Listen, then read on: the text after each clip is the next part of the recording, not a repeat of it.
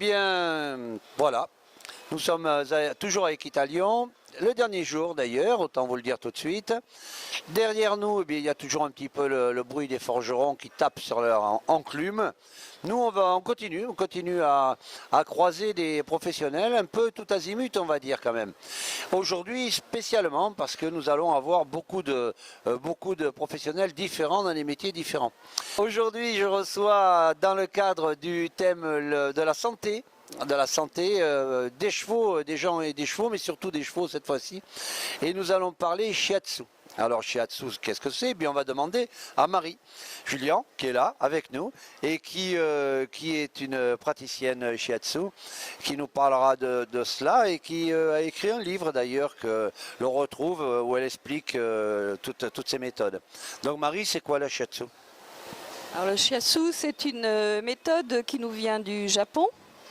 Dans l'intitulé du shi et atsu, ça veut dire doigt et pression. Et c'est une méthode de pression et relâchement sur les méridiens de l'acupuncture chinoise. Et qui va amener détente, relaxation sur l'animal, mais aussi un rééquilibrage global, aussi bien psychique que physique. Alors on se rappelle, enfin pour ceux qui s'y intéressent, que la méthode chinoise c'est de soigner quand on n'est pas malade.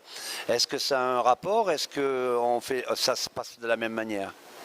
Alors très difficile pour nous occidentaux de rentrer dans ce fonctionnement, mais effectivement, normalement, la médecine chinoise et le shiatsu sont là pour rééquilibrer l'animal et non pour venir guérir un déséquilibre éventuel. Et de ce fait, on va avoir les animaux 4 fois dans l'année, puisque c'est en relation avec les montées de plénitude énergétique au niveau des organes, et on pourra travailler ainsi et tenir un équilibre. Voilà, ça veut dire que régulièrement, vous me direz, finalement, je fais un peu pareil, puisque je me fais soigner par du shiatsu et que ma praticienne à moi, elle fait ça. C'est pas parce que je suis malade que je vais la voir.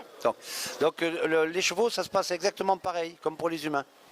Voilà, la méthode a été directement transposée sur le cheval et c'est tout à fait pareil. L'idéal, ce serait qu'on ait les chevaux régulièrement dans l'année pour les tenir en équilibre, c'est-à-dire pour renforcer leur énergie défensive de façon à ce qu'ils soient bien plus réceptifs aux attaques pathogènes, mais plutôt dans le défensif direct. On comprend que les Chinois font avec des aiguilles, et puis c'est l'acupuncture, mais là, il n'y a pas d'aiguille alors? Alors non, il n'y a pas d'aiguille parce qu'on est respectueux de tous les systèmes de soins autour du cheval. On ne pique pas, mais on travaille avec nos doigts ou alors on peut venir chauffer les points d'acupuncture avec un moxa, c'est-à-dire un bâton d'armoise qui va amener une chaleur sur le point pour venir travailler sur l'énergie.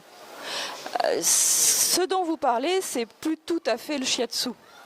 Si on travaille sur des points d'acupuncture, c'est-à-dire qu'on se spécialise sur une médecine chinoise pour venir travailler sur des déséquilibres du cheval. Bien, on a parlé des soins en tant que tel. Maintenant, comment on fait? Est-ce que c'est possible de devenir praticien? Est-ce que c'est comme un docteur? Est-ce qu'il y a des diplômes? Est-ce qu'il y a des formations? Alors aujourd'hui, on a la chance en France d'avoir un syndicat qui s'est créé, syndicat des praticiens shiatsu, de façon à mettre un terme éventuellement à tous les gens qui pouvaient faire une initiation ou 6 mois et se déclarer praticien shiatsu. Ce syndicat est garant de notre probité et il reconnaît aujourd'hui 2 écoles en France, donc l'école écossaise et la mienne qui est Umateate. Ce qui nous permet à nous et à vous, si vous désirez contacter un professionnel, de vous adresser directement à ce syndicat et d'avoir quelqu'un qui connaît son métier. Qu'est-ce que c'est? C'est un travail sur 3 années qui vous donnera au bout de ces 3 années un certificat de praticien. Et on pourra ensuite s'installer en profession libérale et travailler en commun avec tout le staff médical ou le staff de soins autour du cheval. Il ne me semble pas avoir croisé un diplôme, genre diplôme d'état de docteur ou n'importe. Donc comment ça se passe par rapport au vétérinaire par exemple? Alors lorsque le shiatsu équin est arrivé en France il y a à peu près une quinzaine d'années, on pouvait passer pour des gens sorciers. Et on pouvait être plus ou moins mal reçu par rapport à la méfiance de ce que ça pouvait exprimer. Et donc l'important c'était que nous soyons sérieux dans notre travail, que nous ayons du respect par rapport aux autres professions, notamment le système vétérinaire, et que nous sachions ce qui était de notre domaine ou pas, et que nous sachions surtout orienter quand l'animal avait besoin d'un système vétérinaire. C'est ce que je fais moi régulièrement. Et du fait de ce respect qui s'est établi entre cette profession et la mienne, aujourd'hui, je travaille de concert avec des vétérinaires. Alors donc on a compris qu'on pouvait travailler dans le shiatsu parce que la problématique c'est de gagner de l'argent et nous on est dans le cadre des métiers du cheval là. Donc ça veut dire que aussi bien quelqu'un qui a 18 ou 20 ans ou plus âgé, peu importe, mais il va dire ben moi je voudrais faire shiatsu. Donc on s'y prend comment? On s'y prend en s'adressant aux écoles qui sont reconnues, surtout aujourd'hui, pour que le certificat soit reconnu aussi. Mon école, comme l'autre école reconnue, est dans cette optique-là et ce développement-là. Bien sûr, je suis bien persuadée que d'ici quelques années, d'autres formations seront reconnues, mais elles devront passer par un protocole du syndicat pour cette reconnaissance. Ça a l'air important dans votre bouche que le syndicat existe et qu'il gère ou qu'il contrôle. Est-ce que ça va être ce syndicat qui va en fait finalement, pour pas employer le mot contrôle, mais qui va faire en sorte que les choses se passent bien? C'est l'espoir que nous avons. Plus de gens seront reconnus par ce syndicat, plus notre profession va se développer. Et nous sommes aussi contactés aujourd'hui par la Fédération française de shiatsu en humain, et ce qui fera peut-être un jour une globalité entre l'équin et l'humain. C'est de très bons pronostics pour notre profession. Vous trouvez en dehors du salon où il y a un stand de shiatsu, mais pour vous trouver dans la vie en dehors des salons, dans la vie normale, comment fait-on? Alors déjà, c'est une première ici au salon à Lyon.